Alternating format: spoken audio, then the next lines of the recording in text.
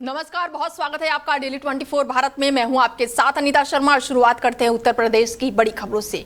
खबर यूपी के रायबरेली से है, जहां पर एक बेहद ही शर्मनाक घटना जो है वो निकलकर सामने आई है, जिसने रिश्तों की उम्मीदों को झकझोर दिया है। और एक भतीजे ने अपनी ही बुआ के साथ मिलकर 19,000 रुपए लूटने की साजिश रची है। मामला उस समय सामने आया जब महिला अपनी भैंस बेचकर बैंक में पैसा जमा कराने जा रही थी। रास्ते में भतीजे ने लंच टाइम का बहाना बनाकर बुए को दिशा बदलने के लिए कहा और इस दौरान होटल के पास भतीजे की बाइक सवार साथी ने महिला का झोला छीन लिया। हालांकि महिला को इस घटना पर शक हुआ और उन्होंने तुरंत ही पुलिस को इसमें शिकायत दी। पुलिस ने मामले की गंभीरता को देखते हुए एक दिन के अंदर दोनों आरोपियों को पकड़ लिया। पूछताछ में पता चला कि भतीजा ही इस साजिश का मास्टरमाइंड था। आरोपियों के कब्जे से 18,700 रुपए बरामद किए गए हैं। दोनों किशोर न्याय बोर्ड के समक्ष पेश किए जा रहे हैं और इस घटना ने रिश्तों में विश्वास की कमी और अपराध की नई परिभाषा को उजागर किया है। भतीजा और उसके साथी के खिलाफ कानूनी कार्रवाई की जा रही है ताकि समाज में ऐसी घटनाओं की पुनरावृत्ति को रोका जा सके। 6 अप्रैल 2026 की घटना है। थाना मधुकर क्षेत्र में एक महिला ने प्रार्थना पत्र देकर बताया कि उसके साथ वो जब अपने भतीजे के साथ साइकिल से जा रही थी तो एक अज्ञात मोटरसाइकिल चालक ने उनके हाथ से दुपट्टा मारी करके बैग छीन लिया है और उन्होंने शक जताया कि संभवतः उनके भतीजे का ही मित्र है। जब इस पूरी घटना की तहकीकात की गई तो ये संज्ञान में आया कि बाल अचारी जो कि महिला का अपना भतीजा भी है, वो अपनी बुआ को लेकर बैंक में पैसे जमा कराने गया था और उस समय लंच टाइम का बहाना बनाकर उसने बोला कि अभी हम लोग बाद में बैंक में पैसे जमा कराएंगे, चलो अब यहाँ से चलते हैं। और इस चीज़ की सूचना वो अपने दोस्त को लगातार मोबाइल से देता रहा था और उसने अपने दोस्त को पहले से एक साजिशन उसको तैयार कर अपने साथ छिने। यूपी के रायबरेली में एक गांव में अचानक से ही आग लगने से इलाके में हड़कंप मच गया। घटना उस समय हुई जब गेहूं की खड़ी फसल में अचानक से ही आग भड़क गई और देखते ही देखते आग ने विकराल रूप धारण कर लिया और लगभग 10 बीघा फसल पूरी तरह से जलकर राख हो गई। सूचना मिलने के बाद से ग्रामीण मौके पर पहुंचे हैं और आग बुझाने का प्रयास शुरू कर दिया है, लेकिन तेज हवाओं के चलते आग तेजी से फैलती चली गई, जिसके बाद से दमकल विभाग को सूचना दिया गया है। फायर ब्रिगेड की टीम मौके पर पहुंची है और कड़ी मशक्कत के बाद आग पर काबू पाया गया है। ग्रामीणों का कहना है कि आग लगने के कारणों का अभी तक स्पष्ट पता नहीं चल सका है। हालांकि शरारती तत्वों या फिर लापरवाही की आशंका जताई जा रही है और इस घटना से किसानों को भारी आर्थिक नुकसान हुआ है। प्रशासन ने नुकसान का आकलन शुरू कर दिया है और पीड़ित किसानों को मुआवजा दिलाने की बात निकलकर सामने आई है। लखनऊ के आशियाना थाना क्षेत्र के सेक्टर एम में एक गंभीर घटना निकलकर सामने आई है, जहां पर एक नाबालिग लड़की के साथ दुष्कर्म की शिकायत मिलने पर पुलिस ने तुरंत ही कार्रवाई की। घटना के बाद से पुलिस ने 5 लोगों को हिरासत में लिया, जिसमें सभी आरोपी सीतापुर जिले के रहने वाले बताए जा रहे हैं। पुलिस ने पीड़ित नाबालिग लड़की को लोकबंधु अस्पताल पहुंचाया, जहां उसका मेडिकल परीक्षण कराया जा रहा है। घटना की गंभीरता को देखते हुए मौके पर पुलिस अधिकारी भी मौजूद हैं और मामले की जांच शुरू कर दी गई है। पुलिस सूत्रों के अनुसार हिरासत में लिए गए आरोपियों से पूछताछ जारी है और इस मामले में जल्दी कानूनी कार्रवाई की जाएगी और आरोपियों के खिलाफ आवश्यक अभियोग दायर किया जाएगा। ये घटना सामाजिक सुरक्षा और बच्चों की सुरक्षा के प्रति जागरूकता बढ़ाने की आवश्यकता को उजागर करती है। आज रात्रि थाना आशियाना पर जरिए 112 सूचना मिली कि एक माइनर बच्ची है जिसके साथ दुष्कर्म की सूचना मिली। तत्काल पुलिस मौके पर पहुंची और जो मेन अभियुक्त है उसको चिन्हित कर लिया गया है। उसको हिरासत में लेकर पूछताछ की जा रही है।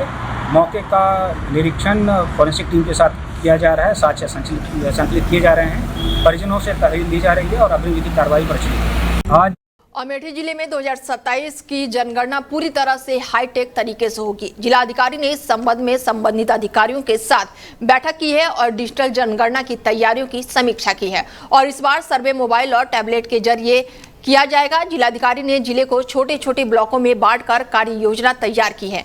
पहले चरण 22 मई 2027 से शुरू होकर 20 जून तक चलेंगे, जबकि दूसरा चरण जो है वो 9 फरवरी 2027 से 28 फरवरी 2027 तक आयोजित किए जाएंगे और इस बार 10,000 से अधिक कर्मचारी मोबाइल ऐप और टैबलेट का उपयोग करके डेटा एकत्रित करेंगे। 15 साल बाद होने वाली ये जनगणना पूरी तरह से डिजिटल होगी। नागरिक स्वयं पोर्टल या फिर मोबाइल ऐप के माध्यम से अपनी परिवार की जानकारी भर सकेंगे। इसके अलावा डेटा की जो सत्यापन सुनिश्चित करने के लिए भी गणना कर्मचारी घर घर जाकर जानकारी की पुष्टि करेंगे।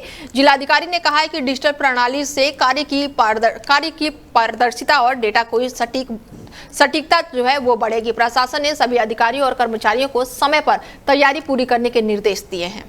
सीतापुर के हरगांव से बड़ी राजनीतिक खबर निकलकर सामने आई है, जहां पर कांग्रेस का संविधान बचाओ संवाद कार्यक्रम या गायत्री उपवन मैरिज लॉन में आयोजित किया गया। कार्यक्रम में मुख्य भूमिका सांसद राकेश राठौर ने निभाई है। राठौर ने चुनावी रणनीति का ऐलान करते हुए कहा कि पहले चुनाव लड़ चुके प्रत्याशियों को दोबारा टिकट नहीं दिया जाएगा और इसके साथ ही हरगांव सुरक्षित सीट से विष्णु गौतम की प्रत्याशी घोषित किया गया है। उन्होंने 3 बार नाम लेकर इस फैसले को दोहराया है। कार्यक्रम में जिला अध्यक्ष ममता वर्मा की मौजूदगी चर्चाओं का विषय बनी रही। सांसद ने इशारों में जिला अध्यक्ष पर भी निशाना साधा। राठौर ने बताया कि प्रदेश प्रभारी ने उन्हें 80 सीटों पर प्रत्याशी तय करने की जिम्मेदारी सौंपी है। उन्होंने दावा किया कि सीतापुर सहित कई जिलों में कांग्रेस मजबूत उम्मीदवार उतारेगी। साथ ही बीजेपी पर हमला बोलते हुए राठौर ने कहा कि जनता उनकी गतिविधियों से परेशान है और समाज को बांटने की राजनीति हो रही है। उन्होंने ये भी कहा है कि राहुल गांधी देश भर में लोगों को जोड़ने का काम कर रहे हैं और प्रदेश में कांग्रेस सरकार बनाने का माहौल बना चुकी है। यूपी के पीलीभीत जनपद से एक गंभीर और चौंकाने वाला मामला सामने आया है। अन्नदाता किसान यूनियन के प्रदेश सचिव बलजिंदर सिंह ने जिलाधिकारी ज्ञानेंद्र सिंह को ओएसटी की धमकी दी है और अगर डीएम पूरनपुर मंडी में आए तो उन्हें घेर कर मार दिया जाएगा। ये धमकी भरा ऑडियो सोशल मीडिया पर वायरल हो गया है और पूरे जिले में हड़कंप मचा हुआ है। घटना के पीछे कारण बताया गया है कि पूरनपुर मंडी में गेहूं की तौल बाधित होने और किसानों की लंबित समस्याओं का समाधान न होने से किसान नेता पहले से ही आक्रोशित हैं। ऑडियो वायरल में बलजिंदर सिंह का स्वर जो है आक्रामक सुनाई देता है, जिसमें उन्होंने कहा है कि डीएम मंडी में दिखे तो घेर कर मारूंगा, चाहे रिकॉर्डिंग कर ले या फिर एफआईआर करा दो। पुलिस ने बलजिंदर सिंह और उनके सहयोगी आकाशदीप को गिरफ्तार करके मेडिकल परीक्षण कराया और न्यायालय में पेश किया। आरोपी ने अधिकारियों के सामने माफी भी मांगी लेकिन कार्रवाई से बच नहीं सके।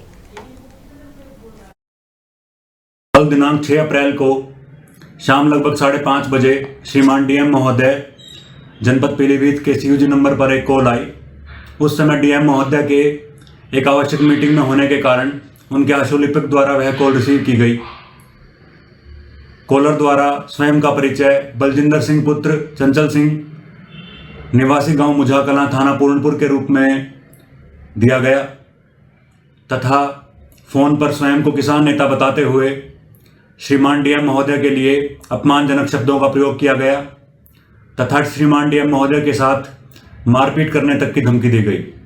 इस संबंध में आज दिनांक 7 अप्रैल को थाना पूरनपुर पर सुसंगत धाराओं के तहत मुकदमा दर्ज किया गया है तथा मुख्य आरोपित बलजिंदर सिंह को थाना पूरनपुर पुलिस द्वारा गिरफ्तार करके जेल भेज दिया गया है। डीएम महोदय से सुबह 11 बजे बात हुई थी, तो उस समय कुछ जल्दबाजी में थे, तो शाम को दोबारा मैंने कॉल की तो उस समय कुछ मेरे गेहूं को लेके लगभग 7 दिन से मैं गेहूं मेरे पिताजी लेके यहाँ पे आए हुए हैं।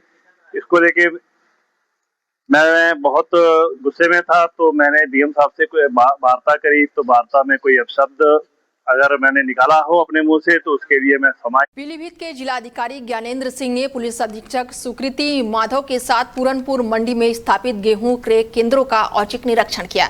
निरीक्षण के दौरान जिलाधिकारी ने केंद्रों पर उपस्थित प्रभारियों और किसानों से बातचीत करके उनकी समस्याओं से अवगत हुए और गेहूं की तौल और खरीद प्रक्रिया की जानकारी प्राप्त की। जिलाधिकारी ने केंद्र प्रभारियों को निर्देश दिए कि गेहूं की खरीद को दैनिक लक्ष्य के अनुरूप सुनिश्चित किए जाए और किसी भी प्रकार की लापरवाही न हो। उन्होंने कहा कि किसानों को कोई भी समस्या न हो, इसके लिए सभी व्यवस्थाएं दुरुस्त की जाए। इसके अलावा बंदर बांट न किया जाए और इसके साथ ही ज्ञानेंद्र सिंह ने केंद्र प्रभारियों को निर्देशित किया है कि गेहूं की खरीद के बाद उन्हें भंडारण सुरक्षित ढंग से सुनिश्चित किए जाए और किसानों का भुगतान सीधे उनके खाते में भेजा जाए। पीलीभीत में जिला अधिकारी और पुलिस अधीक्षक की अध्यक्षता में मिशन शक्ति फेज 5.0 के अभियान के अंतर्गत महिला सशक्तिकरण कार्यक्रम आयोजित किया गया। कार्यक्रम पुलिस लाइन के सभागार में संपन्न हुआ, जिसमें विभिन्न विभागों की महिलाओं ने प्रतिभाग किया। इनमें स्वयं सहायक समूह की महिलाएं, आंगनबाड़ी कार्यकर्त्री और साथ ही स्कूल कॉलेज अध्यापिका भी शामिल थी। कार्यक्रम में स्वयं सहायक समूह की महिलाओं ने अपने द्वारा निर्मित उत्पादकों और साथ ही कलाकृतियों जैसे हस्तशिल्प, सिलाई, कढ़ाई, खाद्य और सजावटी वस्तुएं प्रदर्शन के लिए स्टॉल भी लगाए। उपस्थित अधिकारियों और अतिथियों ने स्टॉल का निरीक्षण किया और महिलाओं के हुनर, नवाचार और उत्पादकों की गुणवत्ता की सराहना की। देखिए, आज मिशन शक्ति का जो फेज़ 5 से रिलेटेड कार्यक्रम जो लगातार चल रहे हैं, उसी के क्रम में आज काफ़ी एक वृहद आयोजन यहाँ पर किया गया है, जिसमें कि मैं, डीएम साहब और जनपद के जितने भी सम्मानित पॉलिटिशियंस और जनप्रतिनिधिगण हैं, खासकर महिलाएं, और भी इसके अलावा जो सेल्फ हेल्प ग्रुप हैं, जो अन्य हमारे महिला समूहों के लोग हैं, वो सारे यहाँ पे मौजूद हैं। उनसे एक संवाद स्थापित किया गया है, सारी चीज़ों के बारे में बात की गई है, कुछ उनसे सुझाव भी लिए गए। उसके बाद जो जनपद के सेल्फ हेल्प ग्रुप हैं, उससे रिलेटेड जो प्रोडक्ट्स हैं, जो उत्पाद है, उसकी एक प्रदर्शनी भी लगाई है ताकि लोगों को स्वावलंबन हेतु भी एक प्रेरणा यहाँ पर मिल सके। इसके बाद जो सेल्फ डिफेंस है, उससे भी रिलेटेड कुछ कार्यक्रम है, कुछ सांस्कृतिक कार्यक्रम भी अभी होने हैं। तो यह एक काफ़ी अच्छा जो है सरकार के जो मंशानुसार ये कार्यक्रम पीलीभीत जनपद की कलीनगर तहसील में तहसीलदार कार्यालय के मुख्य गेट पर किसी अज्ञात शरारती तत्वों द्वारा धमकी भरा पोस्टर चपसा किए गए से अफरा तफरी का माहौल बन गया। सुबह जब कर्मचारी अपने नियमित कार्य पर पहुंचे तो गेट पर लगे संदिग्ध कागज को देखकर सभी सख्ते में आ गए। पोस्टर में कार्यालय को सील करने की धमकी के साथ अजीब और डरावने वाले वाक्य भी लिखे थे, जिसमें कि पृथ्वी को छोड़कर चले जाओ जैसी बातें शामिल थी, जिसमें कर्मचारियों में भय और असमंजसता की स्थिति पैदा हो गई। घटना की सूचना मिलते ही तहसील परिषद में हड़कंप मच गया और कर्मचारियों ने तुरंत ही अधिकारियों को जानकारी दी। सूचना मिलने के बाद से तहसील प्रशासन के अधिकारी मौके पर पहुंचे और पूरे मामले की जायजा लिया। शुरुआती जांच में ये शरारती तत्वों की हरकत बताई जा रही है, लेकिन अधिकारियों ने किसी भी संभव से इनकार नहीं किया है। पोस्टर की सुरक्षित तरीके से हटाया गया है और ताकि आगे की जांच की जा सके। अधिकारी इस घटना को गंभीरता से ले रहे हैं और तहसील परिषद में सुरक्षा व्यवस्था बढ़ाने के निर्देश दिए गए हैं। यह घटना प्रशासनिक कार्यालयों में सुरक्षा को लेकर सतर्कता बढ़ाने की जरूरत को उजागर करती है। कानपुर पुलिस ने अंतर्राज्यीय साइबर ठगी गिरोह का बड़ा खुलासा किया है। बता दें कि कार्रवाई करते हुए फिल्मी स्टाइल में ऑपरेशन चलाया गया और इसके साथ ही इस क्षेत्र में एक गांव में छिपकर जामताड़ा स्टाइल साइबर फ्रॉड का खेल चल रहा था, जिसमें सरकारी योजनाओं के नाम पर सैकड़ों लोगों से ठगी की जा रही थी। पुलिस ने ड्रोन कैमरों की मदद से पूरी प्लानिंग की और गांव के चारों तरफ घेराबंदी की और इस कार्रवाई से 19 साइबर अपराधी गिरफ्तार किए गए हैं। आरोपियों के कब्जे से मोबाइल अकाउंट्स और कई अन्य अहम सबूत बरामद किए गए हैं। पकड़े गए आरोपियों से पूछताछ जारी है और पुलिस को उम्मीद है कि इससे बड़ा खुलासा हो सकता है। इस ऑपरेशन ने साइबर ठगी के नए तरीके और गिरोह की अंतर्राज्यीय संगठित प्रक्रिया को उजागर किया है। कानपुर पुलिस ने बताया कि गिरोह ने आम नागरिकों को प्रभावित करने के साथ साथ सरकारी योजनाओं की आड़ में अवैध लाभ कमाने का प्रयास किया है और इस कार्रवाई से साइबर अपराधियों के खिलाफ कानून को कठोर कदम उठाने के संदेश दिया है। संभल जिले की तहसील क्षेत्र के गांव चकिया में सरकारी भूमि पर अवैध कब्जा का मामला अब जो है वो तूल पकड़ा गया है। गांव के रितेश कुमार ने उप जिलाधिकारी यानी कि एसडीएम को प्रार्थना पत्र देकर गाटा संख्या 72 रकबा हेड के साथ शिकायत दर्ज कराई। ये भूमि राजस्व अभिलेखों में युवक मंगल दल के नाम दर्ज किया गया है। शिकायत में कहा गया है कि कुछ लोगों ने उक्त जमीन पर पशु बांधकर उपले रखने और अन्य गतिविधियां शुरू कर दी है, जिससे आसपास के निवासियों को परेशानियां हो रही हैं। स्थानीय लोग बताते हैं कि ये भूमि पहले बच्चों के खेलने और सार्वजनिक उपाय के लिए थी, लेकिन अब कब्जे के कारण इसका उपयोग बाधित हो गया है। मामले में हल्का लेखपाल की भूमिका पर भी सवाल उठ रहे हैं। पीड़ित ने आरोप लगाया कि शिकायत के बावजूद भी लेखपाल ने निष्पक्ष जांच नहीं की और कब्जाधारियों को लाभ पहुंचाने वाली रिपोर्ट प्रस्तुत की। इसके साथ ही अब पूरे मामले की जांच पड़ताल में पुलिस जुटी हुई है। मेरा नाम है ऋतिक और मैं ग्राम चकिया का रहने वाला हूँ, थाना एचोड़ा कम्बू। मेरे गांव में मंगल दल की भूमि पर अवैध रूप से कुछ लोगों ने कब्जा कर रखा है। कब्जाकर्ताओं के नाम है राजवीर, कोशिंदर और गुप्ता सिंह के द्वारा कब्जा है पिछले 5 साल से, जिसमें मैंने 5-6 शिकायत मुख्यमंत्री पोर्टल पर डाली थी, जहां पर लेखपाल साहब रोहित कुमार जांच करने गए थे, पर उन्होंने जांच की और एक गलत रिपोर्ट लगा दी कि ऐसे ऐसे मैंने कब्जा मुक्त करवा दिया, पर कोई कब्जा मेरा मुक्त नहीं कराया गया है। लेखपाल साहब भी जाटव है और जो कब्जा करता है वो भी जाटव है। विवाद का पक्ष ले रहे हैं, मेरी कोई कार्रवाई नहीं हो रही। मुझे अब तहसील में आना पड़ा है। SDM मैम को मैंने एक प्रार्थना पत्र दिया है कब्जे के विषय में। अब उन्होंने बोला है कि कब्जा हट जाए। मैं ये चाहता हूँ कि लेखपाल के खिलाफ और कब्जाकर्ताओं के खिलाफ उचित से उचित कार्रवाई होनी चाहिए। मेरा नाम है ऋतिक। हरदोई में सर्विलांस SOG और साथ ही पुलिस की संयुक्त कार्रवाई में ज्वेलर्स से लूट की घटना में शामिल 6 शातिर अभियुक्तों को मुठभेड़ के बाद गिरफ्तार कर लिया गया है।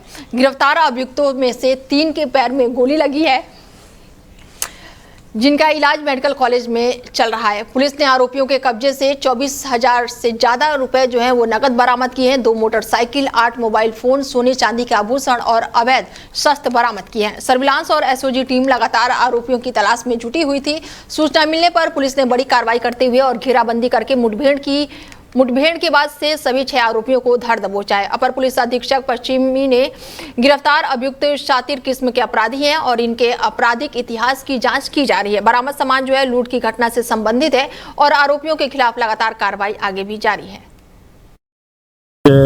थाना टणियाओं पर यह सूचना थी कि कुछ अराजक लोग यहाँ मूवमेंट कर रहे हैं। इस सूचना पर दधना मऊ पुल के आसपास टणियावा पुलिस चेकिंग लगाई हुई थी। इसी बीच 2 मोटरसाइकिल पर सवार 6 लोग आए, जिनको पुलिस द्वारा घेराबंदी की गई। पुलिस की घेराबंदी देखते हुए वो भागने लगे और पुलिस पर फायर किए, जिसके जवाब में पुलिस ने रिटेलिएट किया और इस पूरी कार्रवाई में 3 व्यक्तियों के पैर में गोली लगी है, जिनका नाम है प्रियांशु वर्मा, प्रशांत शुक्ला और तुषार रस्तोगी, जो थाना क्षेत्र लाहरपुर जनपद सीतापुर के रहने वाले हैं। और 3 व्यक्ति गिरफ्तार हुए हैं, जिनका नाम है सचिन कश्यप, अंशुमान और आशीष। इनके पास से 3 तारीख को जो सर्राफा व्यवसायी से लूट हुई थी उससे संबंधित माल बरामद हुआ है। 2 मोटरसाइकिल है, अवैध शस्त्र और कारतूस बरामद किए गए हैं। घायलों को उपचार के लिए चिकित्सालय भेजा गया है। शेष अभियुक्तों से पूछताछ की जा रही है और विस्तृत जानकारी जल्द से जल्द इकट्ठा की जा रही है। इनके क्रिमिनल इतिहास के बारे में भी जानकारी की जा रही है। थाना टणियाओं पर यह सूचना थी कि कुछ कानपुर में चर्चित किडनी ट्रांसप्लांट कांड में पुलिस ने बड़ी कार्रवाई करते हुए आरोपी परवेज सैफी को गिरफ्तार कर लिया है। सैफी को डॉक्टर अफजल का ड्राइवर बताया जा रहा है, जिसकी भूमिका पर अब जो मामला है वो संदिग्ध माना जा रहा है। रावतपुर पुलिस ने उसे दबिश देकर हिरासत में लिया। बताया जा रहा है कि नोटों के ढेर के साथ वायरल हुए वीडियो के जरिए इस मामले का खुलासा हुआ है। ये वीडियो कथित तौर पर पारुल नाम की महिला के ऑपरेशन के बाद बनाया गया था, जिसे कल्याणपुर स्थित एक होटल में शूट किया गया था। वीडियो के सामने आने के बाद से पुलिस ने मामले की जांच तेज कर दी थी। पुलिस के अनुसार परवेज सैफी आधा दर्जन से अधिक मुकदमों में पहले से ही आरोपी रहा है। गिरफ्तारी के दौरान उसके पास से लाखों रुपए भी बरामद किए गए हैं। फिलहाल पुलिस आरोपी से गहनता से पूछताछ कर रही है ताकि किडनी ट्रांसप्लांट रैकेट से जुड़े अन्य लोगों की पहचान की जा सके। और इस कार्रवाई के बाद से पुलिस अब आगे कानूनी कार्रवाई में जुटी हुई है। बागपत जिले के बड़ौद नगर पालिका परिषद में नामित सभासदों के शपथ ग्रहण कार्यक्रम जो गरिमामय माहौल में संपन्न हुआ। कार्यक्रम में SDM भावना सिंह, नगर पालिका अध्यक्ष बबीता तोमर और बीजेपी अध्यक्ष नीरज शर्मा प्रमुख रूप से अतिथि के रूप में शामिल हुए। इसके साथ ही कई पदाधिकारी भी मौके पर उपस्थित रहे। नवनियुक्त सभासदों ने अपने विचार साझा करते हुए नगर के विकास को प्राथमिकता देने की बात कही। अभिषेक मिश्रा ने सफाई, सड़क और पेयजल जैसी मूलभूत सुविधाओं को बेहतर बनाने का भरोसा दिया। बागपत से खबर है, जहां पर ओवरब्रिज के नीचे बनी सर्विस रोड पर जलभराव की समस्या को लेकर स्थानीय लोगों का गुस्सा फूट पड़ा है। बारिश के बाद से सड़क पर पानी भर जाने से लोगों और दुकानदारों को भी भारी परेशानियों का सामना करना पड़ रहा है और इस समस्या को लेकर मोहल्ला की महिलाओं और पुरुषों ने नगर पालिका परिषद के खिलाफ धरना प्रदर्शन किया। प्रदर्शनकारियों का आरोप है कि ओवरब्रिज बनने के बाद से सेतु निगम तो चला गया, लेकिन जलभराव की समस्या जस की तस बनी रही। नाले का पानी गलियों में घुस जाता है, जिससे कई दिनों तक पानी नहीं निकल पाता है और लोगों का आवागमन बाधित हो जाता है, जिसके बाद से स्थानीय लोग मौके पर पहुंचे और जमकर धरना प्रदर्शन किया। ये जाम इसलिए लगाया गया था जी कि जो रेलवे ओवरब्रिज का निर्माण हुआ था, निर्माण करके सेतु निगम चला गया, लेकिन प्रशासन ने जो सर्विस रोड थी जिससे 6-7 हज़ार की आबादी गुजरती है और सारा देहात आता है, उनके लिए कोई रास्ता नहीं बचा। लोगों ने नालों पर कब्जे कर लिए और बुरी स्थिति अब यहाँ है। कहीं जल भराव होता है तो कहीं रुकावट होती है, जाम लगते हैं। इसलिए ये जाम लगाया गया था। वार्ड की जो सम्मानित औरतें हैं उन्होंने ऐसा काम किया ताकि उन्हें रास्ता मिल सके। तो क्या समाधान हुआ? समाधान ये है कि एसडीएम साहिबा आज है नहीं, उन्होंने बताया है कि कल वे सब लोगों को वहाँ पर बुलाएंगे अपने ऑफिस में और इसका तत्काल समाधान किया जाएगा। मिर्जापुर में शिक्षा व्यवस्था को लेकर जिला विद्यालय निरीक्षण ने सख्त रुख अपनाया है। राजकीय इंटर कॉलेज में आयोजित बेसिक और माध्यमिक शिक्षा विभाग की संयुक्त बैठक में स्पष्ट निर्देश दिए गए हैं कि सभी विद्यालयों में केवल एनसीईआरटी की किताबें ही अनिवार्य रूप से लागू होगी। प्राइवेट किताबें चलाने वाले विद्यालयों के खिलाफ सख्त कार्रवाई की जाएगी। जिला विद्यालय निरीक्षण माया राम ने कहा है कि नए सत्र के साथ ही शिक्षा के व्यावसायीकरण पर भी रोक लगाने के लिए अहम कदम उठाए जा रहे हैं। इसके साथ ही कक्षा 8 पास होने छात्रों की सूची आपस में साझा करने के निर्देश भी दिए गए हैं। बैठक हमने बेसिक शिक्षा के जो हाई स्कूल और कंपोजिट विद्यालय हैं उनके हेड टीचर और हमारे सभी इंटर कॉलेज शासकीय, राजकीय और अशासकीय जो प्राइवेट निजी विद्यालय हैं इन सबको बुलाया गया था ताकि हमारा जो बच्चा 8वीं पास हो रहे हैं वो सारे बच्चों का 100% बच्चों का नामांकन माध्यमिक विद्यालयों में कराया जा सके। सभी विद्यालयों ने अपने पास आउट बच्चों की सूची लेके आए थे और उसको आदान प्रदान किया गया। सभी बच्चों का शीघ्र ही हम लोग नामांकन सुनिश्चित कर लेंगे। कितने ब्लॉकों की यहाँ पे सब प्रबंधन? 2 ब्लॉक हमारे दोनों आकांक्षी ब्लॉक थे, पहाड़ी और सिटी ब्लॉक। दोनों ही ब्लॉकों के समस्त प्रधानाचार्य उपस्थित हुए थे और दोनों ने आपस में बच्चों के सूची का अदला बदली किया है जिससे सबका प्रवेश सुनिश्चित किया जा सके। बैठक बलिया जनपद के सुखपुरा क्षेत्र में उस समय हड़कंप मच गया जब एक युवती अपने प्रेमी से शादी की जिद को लेकर मोबाइल टावर पर चढ़ गई। घटना एसआईबी बैंक के पास स्थित टावर की बताई जा रही है, जहां पर युवती ने कई घंटों तक हाई वोल्टेज ड्रामा किया। घटना की सूचना मिलते ही पुलिस मौके पर पहुंची और युवती को समझाने का प्रयास किया, लेकिन वो अपनी जिद पर अड़ी रही। युवती लगातार अपने प्रेमी से शादी की मांग कर रही थी, जिससे मौके पर लोगों की भीड़ जमा हो गई। स्थिति को नियंत्रित करने के लिए पुलिस ने युवती को प्रेमी को उसके घर से बुलाया और दोनों के बीच बातचीत कराई। बलिया जनपद में गेहूं खरीद को लेकर प्रशासन पूरी तरह से मुस्तैद नजर आ रहा है और इस बार किसानों की सुविधा को प्राथमिकता देते हुए व्यापक तैयारियां की गई है। जिला अधिकारी अखिलेश सिंह ने बताया कि जनपद में करीब 90 गेहूं क्रय केंद्र स्थापित किए गए हैं, जहां खरीद प्रक्रिया सुचारू रूप से संचालित की जा रही है। उन्होंने कहा कि जिला अधिकारी की मंशा के अनुरूप इस साल अब तक के सबसे अधिक क्रय केंद्र बनाए गए हैं ताकि किसानों को अपनी उपज बेचने में किसी भी प्रकार की परेशानी न हो। प्रशासन का लक्ष्य है कि हर किसान को उसकी फसल का उचित मूल्य समय पर मिल सके। जनपद बलिया में गेहूं की खरीद शुरू हो चुकी है और वर्तमान में अभी हमने 35 MT की खरीद कर भी ली है 3 किसानों से। और जहाँ तक गेहूं क्रय केंद्रों का प्रश्न है, शुरू में 51 क्रय केंद्र बनाए गए थे। दूसरी लिस्ट भी जारी हो गई है माननीय जिलाधिकारी महोदय के निर्देश के क्रम में और वर्तमान में 90 गेहूं क्रय केंद्रों को सुचारू रूप से इसको संचालित कराया जा रहा है। दूसरी चीज़ कि अपने किसान भाइयों से हम ये कहना चाहेंगे कि वो अपना पंजीकरण करा लें और इसमें गेहूं का जो रेट है सरकार ने 160 रुपया अधिक पिछले वर्ष से किया हुआ है, तो 2585 का रेट है और 20 रुपये उतराई चुनाई में भी किसान भाई को उनको वापस मिल जाएंगे। तो बहुत अच्छा इस समय है और हम प्रयास करेंगे। बलिया जनपद में भारतीय जनता पार्टी के जिला कार्य समिति के सदस्य बनाए जाने पर मोहन गुप्ता को भव्य स्वागत किया गया है और हल्दी क्षेत्र में आयोजित स्वागत कार्यक्रम में समर्थकों ने उन्हें फूल मालाओं से लाद कर बधाई दी और उनके उज्जवल भविष्य की कामना की गई।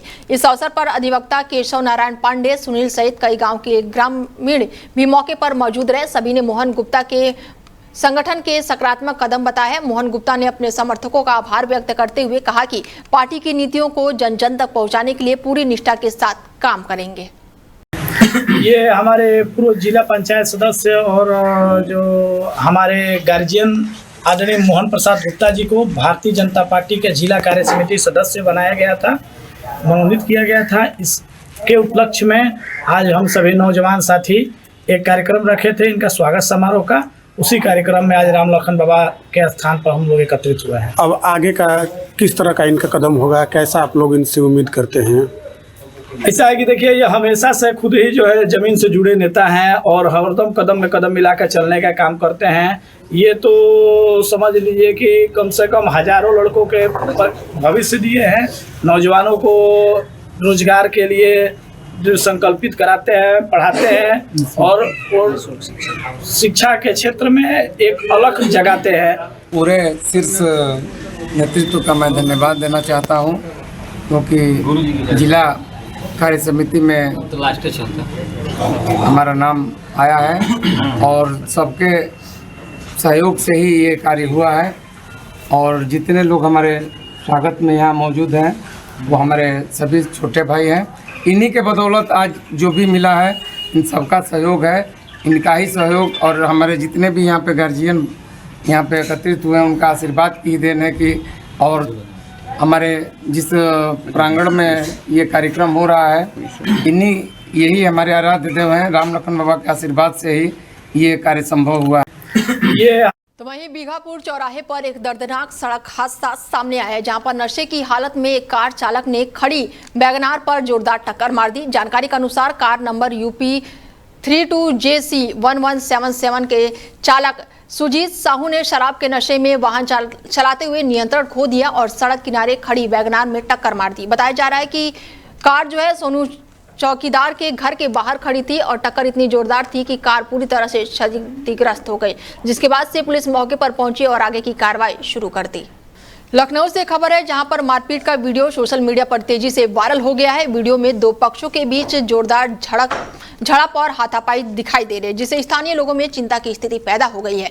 जानकारी के अनुसार झगड़े की वजह फिलहाल स्पष्ट नहीं हो पाई है। वीडियो के वायरल होने के बाद से पुलिस और स्थानीय प्रशासन ने मामले की जांच शुरू कर दी है। पुलिस ने इलाके में मौजूदा सीसीटीवी फुटेज को खंगालने की जानकारी दी है, ताकि झगड़े में शामिल लोगों की पहचान की जा सके और आगे की कार्रवाई की जा सके। पीलीभीत में मिशन शक्ति कार्यक्रम के तहत एक अनोखा आयोजन हुआ, जब राम लुभाई साहनी महाविद्यालय की छात्रा इरमा को एक दिन के लिए जिला अधिकारी बनाया गया। बीएससी तृतीय वर्ष की छात्रा इरम ने इस अवसर पर जिलाधिकारी का कार्यभार संभाला और जनसुनवाई कर नागरिकों की समस्याओं को सुना। जानकारी के अनुसार जिलाधिकारी ज्ञानेंद्र सिंह ने कार्यभार ग्रहण किया और जनसुनवाई कक्ष में बिठाकर लोगों की समस्याओं का समाधान किया। तो वहीं अलीगढ़ में नगर निगम ने कठपुला से लेकर 12 द्वार क्षेत्र तक अतिक्रमण हटाने के लिए विशेष अभियान चलाया। अभियान के दौरान आला अधिकारी मौके पर उपस्थित रहे। टीम ने दुकानदारों को स्पष्ट चेतावनी दी कि फुटपाथ और सड़कों पर सामान नहीं रखा जाएगा। अभियान के कुछ दुकानदारों ने स्वच्छता से अपना सामान हटा दिया। प्रशासन ने सहयोग भी किया। वहीं कई जगहों पर टीम ने खुद अतिक्रमण हटवाते हुए सामान जब्त किए। अधिकारियों ने कहा है कि शहर में यातायात सुचारू रखने और राहगीरों को सुविधा सुनिश्चित करने के लिए ये अभियान जारी रहेगा। टीम लीडर मुनीषपाल सिंह माननीय नगर आयुक्त महोदय के आदेशानुसार रसलगंज पूरे रोड पर अतिक्रमण हटाओ अभियान चलाया जा रहा है, ताकि यातायात और पानी की निकासी सुचारू रूप से चल सके। अंबेडकर नगर जिले में डॉक्टर चक्रवर्ती ने अपने पुत्र डॉक्टर ब्रजेश चक्रवर्ती को जन्मदिन या उपलब्धि के रूप में एक भव्य तोहफा दिया है। डॉक्टर ब्रजेश ने हाल ही में MBBS और MC की डिग्री हासिल करके जनपद का नाम रोशन किया और अपनी इस उपलब्धि के सम्मान में उनके पिता डॉक्टर गंगाराम चक्रवर्ती ने उन्हें जिला मुख्यालय शाहजहांपुर दोस्तपुर चौराहे के पास 3 मंजिला हॉस्पिटल जो है वो भेंट किया है। इस हॉस्पिटल का उद्घाटन जल्द ही किया जाएगा, जिसमें आयुष्मान कार्ड की सुविधा उपलब्ध होगी और आंखों के सभी प्रमुख इलाज संभव होंगे। हॉस्पिटल का निर्माण बेटे की सफलता के सम्मान में किया गया है और ये स्थानीय लोगों के लिए स्वास्थ्य सेवाओं का एक महत्वपूर्ण केंद्र बनेगा। नमस्कार, आप देख रहे हो डेली 24 भारत। मैं हूं अमित मौर्य। हमारे साथ बात करने के लिए मशहूर डॉक्टर चक्रवर्ती आई हॉस्पिटल, जो कि इनके पुत्र ने MBBS MS निकाला है। इन्होंने अपने पुत्र के MBBS MS निकालने की खुशी में अस्पताल गिफ्ट कर रहे हैं। जी डॉक्टर साहब, क्या कहेंगे आप? जी, आपका आने का बहुत बहुत धन्यवाद। कम से कम आप आए, मुझे ये खुशी मिली।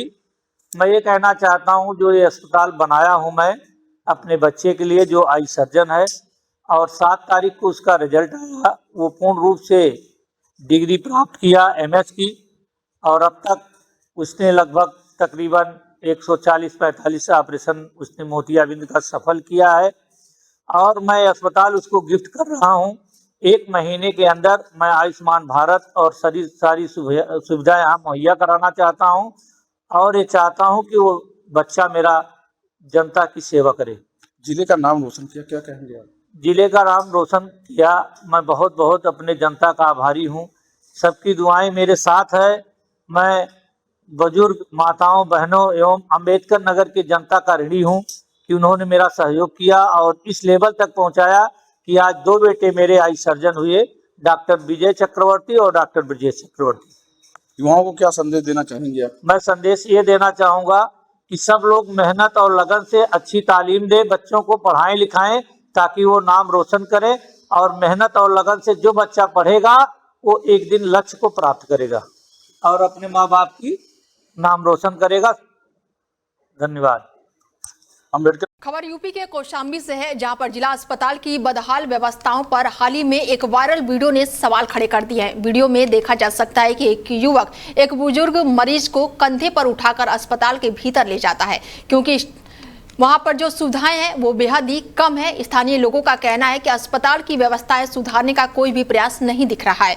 गंभीर रोगियों को समय पर उचित सुविधा नहीं मिल पा रही है, जिससे उन्हें गंभीर असुविधा का सामना करना पड़ रहा है। वीडियो के सामने आने के बाद से ये वीडियो सोशल मीडिया पर तेजी से वायरल हो रही है और वीडियो में सामने आया दृश्य इस बात का प्रमाण है कि अस्पताल में पूरी तरह से बुनियादी चीजें जो है वो उपलब्ध नहीं है। और इसके अलावा आरोप है कि जिला अस्पताल में मरीजों की बाहरी महंगी दवाइयां भी लिखी जाती है, जिससे गरीब और आर्थिक रूप से कमजोर मरीजों को और भी परेशानी उठानी पड़ रही है।